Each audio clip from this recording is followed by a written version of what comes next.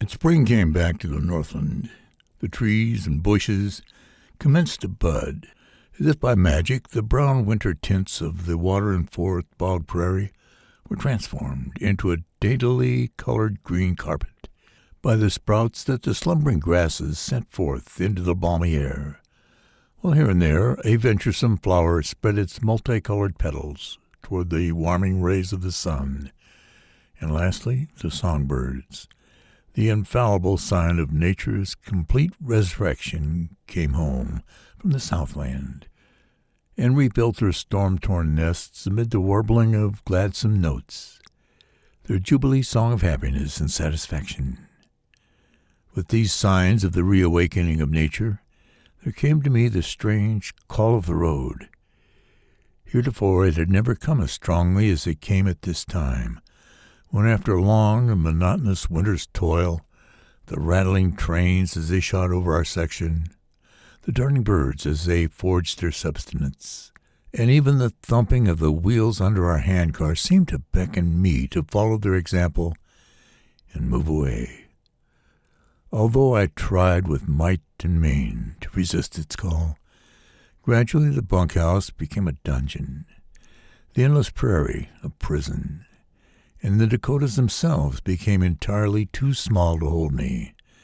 And when the pay car stopped to hand me my month's wages, I could no longer withstand the temptation to follow the call of the road and be up and gone. It was a hard matter for me to bid Foreman McDonald and his family farewell, and the last promise I made before I left was that should circumstances permit, I would find my way back in the fall to again take my place with the section crew, that until then would be held open for my return. I drifted to St. Paul and then down to hustling St. Louis, and from there to beautiful San Antonio. And when the binders cut wide swaths into the ripening, top-heavy golden grain of the banks of the Rio Grande, I found myself in my chosen element, toiling long hours during the day in the harvest field, and then until way into the night, dancing the fantastic fandango with dark-eyed Mexican senoritas, to the accompaniment of twanging guitars and squeaking mouth organs, and staking my come-easy, go-easy earnings against the monte, layouts dealt by swift-handed Mexican senors who had crossed the river from the Mexican side for the double purpose of helping to harvest the wheat and trimming by means of sure-thing games. The American harvesters. Came the harvest dance, the festival which indicated that upon the ranch the harvest had been finished, and I was no longer wanted. So I drifted northward, following the ripening wheat, ever toiling, ever squandering, and always attending the harvest dance which celebrated my exit. When the inclement weather set in, for want of something better to do, I drifted back toward the Lone Prairie Section reservation to take my place in the ranks of those who tramp the ties and tighten the fish plates which hold the rails together. I had hoboed a freight train as far as the water tank and stood a scant 6 miles east of the section reservation, and now I walked leisurely through familiar scenery towards my former winter home, hoping every minute to surprise Foreman McDonald and his crew at work on the track. That day they happened to be repairing on the other end of the section, so I managed to slip unobserved up to the front door of the big house, where, intending to surprise Mrs. McDonald by my unexpected return, I knocked on the front door. To our mutual delight, Mrs. McDonald opened the door, and after giving me a glad welcome, asked me into the house. She soon had one of her best meals steaming in front of me, having correctly surmised that a man riding freight trains and walking 6 miles needed a hearty repast. Although I was more than anxious to inquire about many items of interest, especially if my long journey had not been made in vain, as my place might have been filled by some other fellow in search of employment, she seemed to completely ignore my presence, for she was only in the dining room during the brief moments when she placed the filled plates upon the table. finished my dinner, and then, uninvited by Mrs. McDonald, but just as she had taught me a year ago when I helped her do the chores about the house, while convalescing from my freezing experience, I carried the soiled dishes into the kitchen. Noticing that she was still in full mourning, I made careful inquiries as to whether any trace had been found of the missing child during my absence, to which she sadly replied that nothing had ever become of the land-wide search that had been made. Her apparent reticence caused my curiosity to mount high, and I followed up my questions by pleasantly inquiring as to Foreman McDonald's present state of health. She looked at me with an expression of terror in her eyes, as if my words had stabbed her to her heart, but did not answer. And a moment later, she could not answer, had she wanted to, for heartbroken sobs choked her voice. But she beckoned to me to follow her to the front porch, and there she pointed her trembling finger in the direction where they had buried my pal, Peoria Red. And there I could plainly see 3 small white crosses, steeled by the many other woes that she had during a long and dreary year borne with fortitude. She temporarily overcame her weakness, and with a clear voice she counted 1, 2, 3. And then the poor woman paused. It seemed the strain had almost been too much for her, and then in a faltering, almost inaudible voice she continued, Peoria Red, Helen McDonald, Henry McDonald, and then collapsed. I carried her limp, unconscious form into the parlor, and after some efforts managed to bring her out of the faint. And when she had fully recovered, so as to withstand the ordeal, she slowly repeated to me the story of her summer's experience, how Foreman McDonald, unable to be without his Helen, had wasted to a shadow of his former self, and in August he had died of a broken heart, and how only the thoughts that upon her own frail self had now devolved the duty to provide for their 3 small sons had given her the strength to resolve not to succumb to a like fate. Her voice brightened when she told me that in all her misery there had come only one tiny streak of good fortune to her, a poor helpless widow cast upon the mercy of the world with 3 children. The new section foreman, whom the company had sent to fill the vacancy caused by Mr. McDonald's death, proved to be a crusty old bachelor of perhaps 65, who, no doubt appreciating a few extra comforts at his age, gladly consented to have Mrs. McDonald remain and continue taking charge of the section house and the boarding crew in return for a small stipend and a shelter for herself and her fatherless children. When in the evening the new foreman and the crew came home from their work, Mrs. McDonald spoke a word in my favor, and although there was no need for an additional laborer, the new foreman, after he had heard my story, engaged my services. Until the thawing of the snow I faithfully worked upon the section, but when spring again set in with full force, there came another attack of the strange fever that drove me onward every year, and following the call of the wanderlust, I left for the south, having again promised that with the approach of winter I would be on hand to fill my place with the section crew. I drifted along with the harvest, but after the wintry storms that swept over the endless expanse of the plains had twisted off the last leaves which the autumn had burnished to a fiery red, and the nights became too chilly to make out-of-door camping a pleasure, I found my way back to my North Dakota section reservation, which I now considered my regular winter quarters. I arrived at the section house almost at the time when the handcar was due to return for supper, and intending to surprise Mrs. McDonald, knowing that in all the world it would be the poor widow who would give me, a homeless harvester, a glad welcome, I slipped almost noiselessly up to the porch and knocked on the door. But no answer came to my repeated knocks, Then I tried to open the door, during which Foreman McDonald's time had never been known to be locked, and to my surprise I found it bolted. Thinking that perhaps the widow had gone to purchase provisions, I walked around to the rear of the building and tried every door, but found that all of them were locked. A miserably starved black cat that made a 10-foot leap when she first espied me was the only sign of life on the place, while the many rag-stuffed broken window panes plainly indicated that great changes had been made to the big house since my last departure. There was something uncanny in this silence about the place, and a strange gloom seemed to have settled over everything that foreboded me only evil happenings.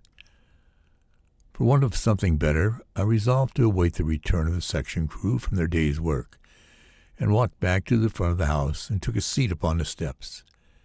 Casually glanced across the tracks to where my pal Peoria Red was sleeping his eternal sleep, and was almost stunned by surprise when, instead of 3 crosses, which I had left behind when in the spring I drifted to the Southland, I counted 5 of those ill-omened messengers of death. In vain I tried to solve the riddle of these added graves, and was about to cross over to the grave plot beyond the tracks, hoping to find some inscriptions upon the new crosses that would give me a key to the new tragedies that I knew must have caused their presence, when the handcar with the returning crew came into view, and forgetting all other matters, I walked down to the tool house to meet it, and was cordially welcomed by my old comrades who had held down their jobs through the hot summer months. The same foreman who had taken Foreman McDonald's place was still in charge of the section reservation, and he good-naturedly ordered the crew to take proper care of me at the bunkhouse, where quickly a hot supper, which the laborers cooked and served themselves, was made ready, a welcome meal for a man who had not tasted a mouthful since the early morning. After supper had been cleared away and everything had been made snug about the house, my chance came to inquire why I had found everything about the reservation topsy-turvy, as compared with the former days, and I especially inquired as to the well-being and whereabouts of Mrs. McDonald and her 3 youngsters. And the following is the information one of the laborers gave me. Mrs. McDonald, with the assistance of her 3 sons, who had grown into strong lads, had given to the crew of the section house the same motherly care that characterized those days when yet her husband's presence and praises spurred her on to make her best efforts. Every school day she saw her boys ride off to the schoolhouse in the early morning upon ponies she had purchased for them, as the school was 5 miles south from the railroad. Amid the work of the household and the enjoyment that her 3 sturdy sons gave her, as they fairly adored their mother and did everything to cause her to forget the sorrowful past, gradually the deathly pallor of Mrs. McDonald's face and the lustreless eyes with their heavy black rings beneath them gave way to red cheeks and the same brilliancies that were hers when she was yet the proud mother of baby Helen. Some days, especially, when the darkness had hidden those ominous crosses from her vision, she would sing the song she used to sing in the days of her happiness. It showed to us rough laborers the fight this weak woman was waging with herself, trying to forget, for the sake of her sons, those many sad days which had been hers, so that her mourning for things that had been would not embitter their future. Almost unawares, the summer followed the spring, and soon came the glad days for the school children, the annual vacation of the schools, and the 3 sons of Mrs. McDonald came home to rest from their studies. Gradually, unrest, especially in Joe and Jim, the twins, could be noted, as they found time hanging heavily upon their hands. They begged the foreman to permit them to work with the section crew during the months of their vacation, but as they had not sufficient strength to do the strenuous work required of the section laborer, the foreman had to refuse their request. Then they tried to find employment amongst the scattered ranches which, here and there, commenced to break the monotony of the prairie. But as the planting had been finished long ago, and the harvest would not commence until after school had reopened, their appeals were in vain. Then they discovered that we had stacked a lot of useless, decayed railroad ties in the backyard of the section house, and they reduced these into stove length. After this task had been finished, despair seemed to have taken hold of the boys, as there was nothing for them to occupy their time. Idleness breeds mischief. One morning, when their good mother wondered why Joe and Jim did not show up at the breakfast table, she sent Donald, her eldest boy, upstairs to arouse them. He returned and reported that they were not in their room. Her hasty investigation proved that they had not only not occupied their beds, and their savings bank had been emptied of its contents, but the broken-hearted mother was nearly frantic when she found that her thoughtless sons had disappeared without leaving even a short note apprising her of their intentions, or at least bidding her a brief farewell. This was the last and most cruel blow an unkind fate had inflicted upon poor suffering Mrs. McDonald, and it was days before they were sure that she would not succumb. In the meantime, the foreman and every other friend of the sorrow-stricken widow put every bit of legal and police machinery they could command into motion, trying to find at least a trace of the twins.